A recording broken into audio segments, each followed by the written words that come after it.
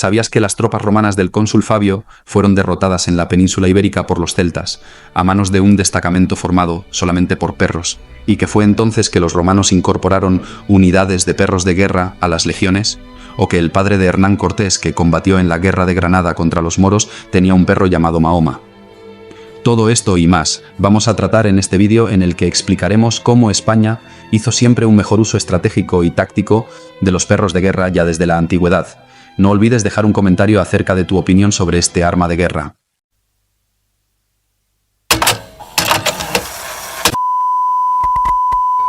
Si hay un lugar y un momento en la historia donde los perros de guerra se convirtieron en auténticas leyendas, fue en España. Durante siglos, desde la Reconquista hasta la conquista del Nuevo Mundo, los perros jugaron un papel crucial en la expansión de los territorios.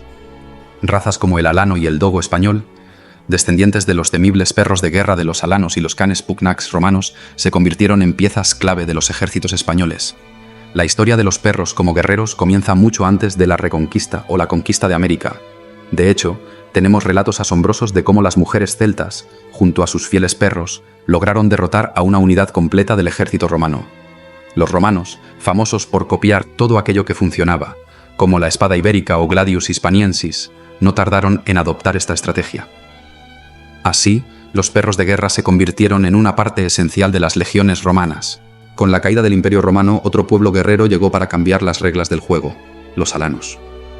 Procedentes del este de Europa, estos nómadas trajeron consigo una raza de perros que había evolucionado de los antiguos molosos. Estos animales, conocidos como alanos, eran feroces y leales, ideales para la batalla. Los alanos no solo usaban a sus perros en combate, sino que los integraban en su estilo de vida. En sus migraciones, sus ejércitos iban al frente, seguidos por caravanas llenas de mujeres, niños y, claro, perros. Pero aquí viene lo impresionante. Cada familia alana poseía al menos uno o dos perros. Esto significaba que, en su conjunto, los alanos llevaban consigo literalmente miles de estos animales. Estos perros eran la primera línea de defensa en los campamentos, listos para enfrentarse a cualquier amenaza y proteger a sus dueños con una lealtad brutal. Cuando los hispano-romanos, ya acostumbrados a los canis pugnax de las legiones romanas, conocieron los perros alanos, quedaron completamente impresionados. Estos animales no solo eran más grandes, sino mucho más agresivos y efectivos en combate.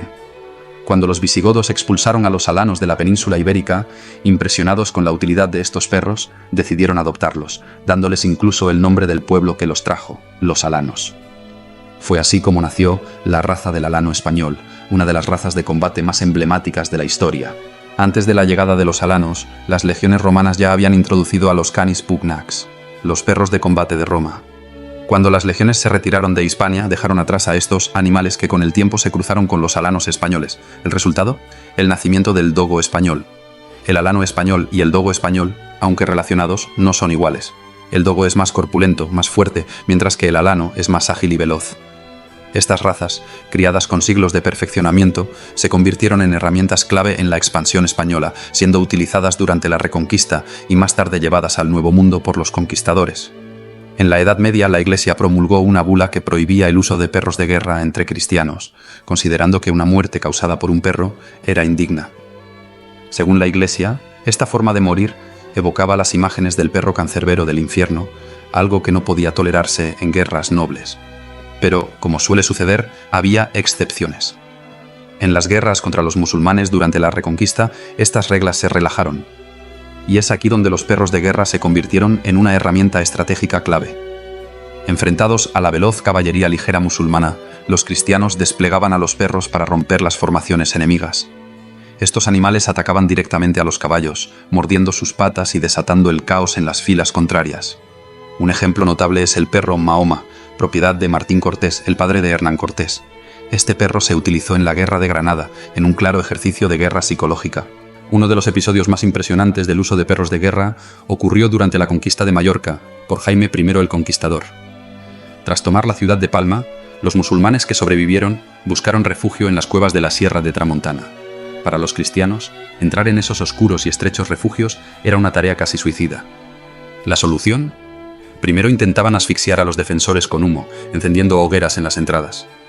Pero cuando el viento no era favorable y el humo no lograba entrar en las cuevas, los cristianos tenían un plan B: enviaban a los perros. Imagínalo, En la oscuridad de las cuevas, los defensores musulmanes eran atacados por estos animales entrenados para el combate. Los perros no necesitaban ver, se guiaban por su olfato y su instinto, convirtiéndose en una fuerza implacable. Era una estrategia brutal, pero efectiva, que recordó a muchos la táctica empleada siglos antes por los romanos en Cerdeña, donde los perros fueron enviados a cazar enemigos escondidos en cavernas similares. La fase final de la Reconquista, la Guerra de Granada, fue un desafío titánico. ¿La razón? El terreno. Granada, con sus montañas y zonas boscosas, era un escenario complicado para las tácticas militares tradicionales. La caballería, normalmente esencial en las batallas medievales, tenía poca utilidad en un terreno tan irregular, algo que incluso hoy en día sería comparable a la dificultad de usar carros de combate en montañas. Por eso, los perros de guerra se convirtieron en una herramienta indispensable. Con la llegada al Nuevo Mundo, los perros de guerra alcanzaron su máximo protagonismo. Los conquistadores españoles, enfrentándose a fuerzas indígenas mucho más numerosas, utilizaron a estos animales como multiplicadores de fuerza. En el segundo viaje de Cristóbal Colón, junto con caballos, vacas y gallinas, desembarcaron los primeros perros. Pero no eran perros comunes. Entre ellos estaban los temibles alanos y dogos, los mismos que habían sido entrenados para la guerra en la península ibérica. Desembarcar en tierras desconocidas era un acto arriesgado. Los indígenas, con arcos y lanzas, observaban desde las costas cada movimiento de las naves españolas. Para proteger a sus hombres, Colón solía desembarcar con pequeños grupos de soldados, y con un par de estos perros de guerra. En una ocasión en Jamaica, estos perros demostraron su valía. Tras un encuentro inicial pacífico, los indígenas atacaron repentinamente. Uno de los perros acompañantes no dudó y salvó la vida del propio Colón, enfrentándose ferozmente a los atacantes. Durante la conquista de América, los perros de guerra no solo fueron efectivos, sino indispensables.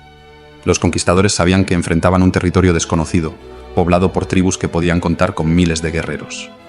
En grupos pequeños de 100 a 150 hombres, era común que llevaran entre 15 y 30 perros, un número significativo que garantizaba su efectividad en combate. Sin embargo, en expediciones más grandes, de 500 a 1000 hombres, el número de perros disminuía, ya que los conquistadores se sentían más seguros con sus numerosas tropas. En la jungla y las marismas, donde los caballos eran prácticamente inútiles debido al terreno fangoso y denso, los perros demostraron ser insustituibles.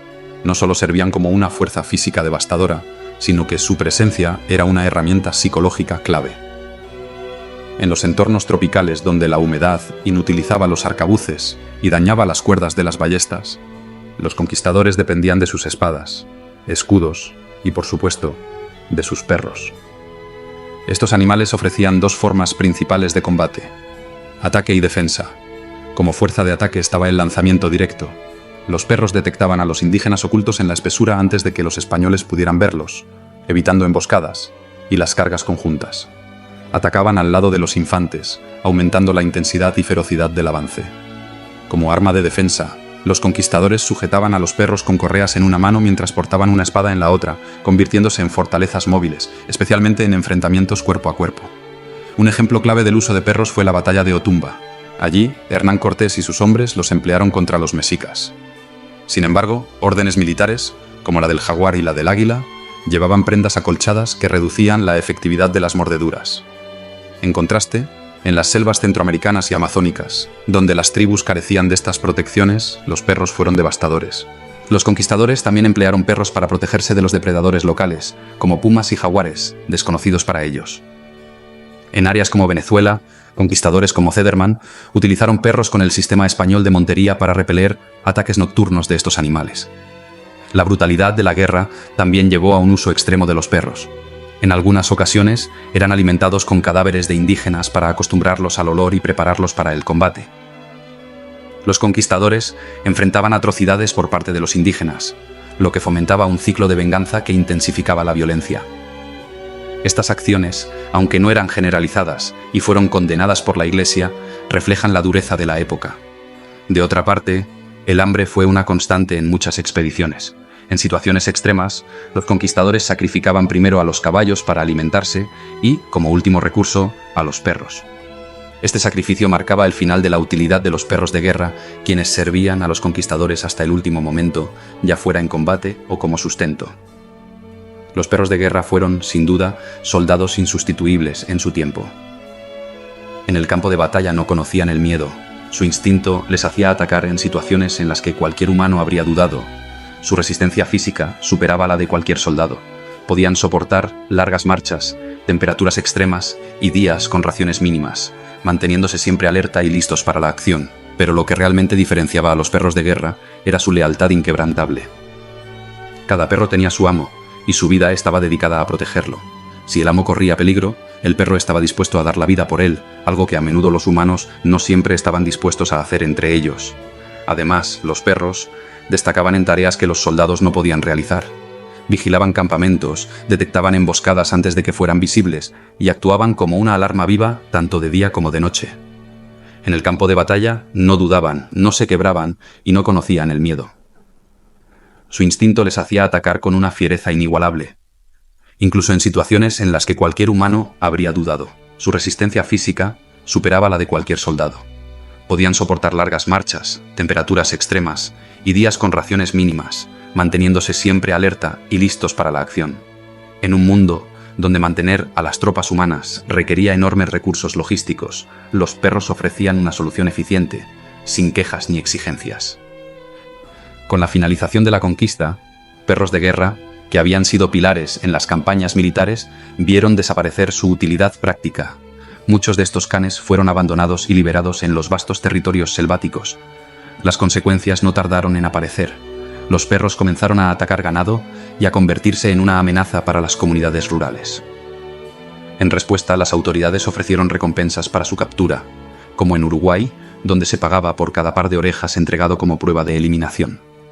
Este fenómeno inspiró leyendas que aún perduran. Relatos como el del chupacabras encuentran paralelismos con los comportamientos de estos perros salvajes, mientras que en Filipinas surgió el sigbin, una criatura misteriosa de características similares. En Europa, el sur de Francia vivió su propia leyenda, la bestia de Gévaudan. Entre 1764 y 1767, este enigmático animal aterrorizó a las comunidades rurales, matando a más de 100 personas. A diferencia de los lobos, que tienden a evitar a los humanos y atacar ganado, la bestia se enfocaba exclusivamente en personas, lo que alimentó la teoría de que podría haber sido un perro de guerra que cruzó los Pirineos desde España. Finalmente, un cazador llamado Jean Chastel abatió a la criatura con una bala de plata bendecida, dando lugar a la famosa leyenda del hombre lobo en la cultura popular. A menudo, los perros de guerra utilizados por los conquistadores españoles han sido retratados como herramientas de crueldad, especialmente en el marco de la leyenda negra. La historia de los perros de guerra, desde su heroico uso en el campo de batalla hasta su conversión en leyendas aterradoras, es un testimonio del impacto que estos animales tuvieron en las civilizaciones que los emplearon. Pero esta historia comienza hace miles de años, cuando los primeros humanos decidieron domesticar a los lobos. Aquella relación simbiótica no solo nos ayudó a sobrevivir, sino que llevó a los perros a convertirse en algo más que nuestros amigos, en aliados estratégicos en los momentos más oscuros de la guerra.